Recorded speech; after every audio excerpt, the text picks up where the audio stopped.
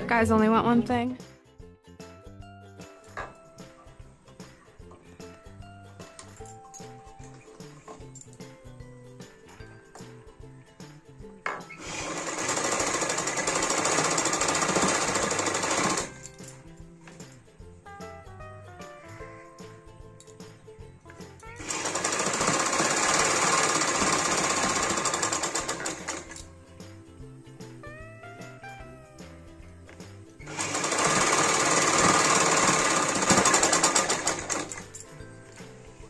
একসাথে দুটো ফিতে বেরোবে। এটা সহজ পদ্ধতিতে কি করে ফিতে বের করতে হয় সেটা আমি আজকে দেখাচ্ছি।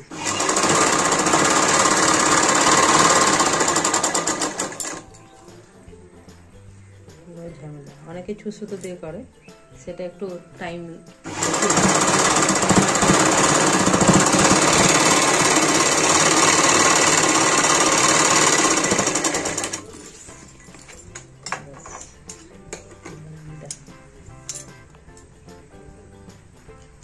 এটা একটা মাপ থাকবে, মানে আমি এক চাপের বেশি কাপড় নিতে পারবো না, এর বেশি নিলে কিন্তু আবার অনেক মোটা হয়ে যাবে, দেখতে পারবে না।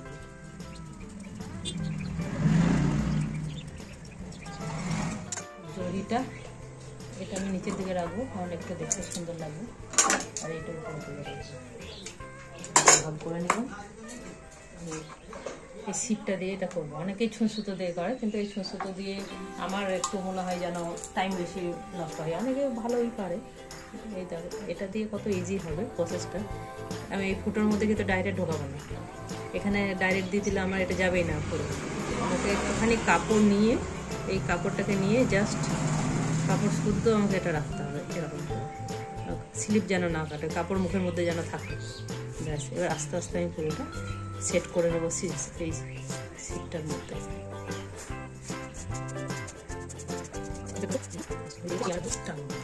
এবার আমি একসাথে পুরোটা টানলে কিন্তু ভাঁজ লেগে যাবে, একসাথে টানা যাবে না, একটু একটু করে আমাকে এটাকে শেষ করতে হবে।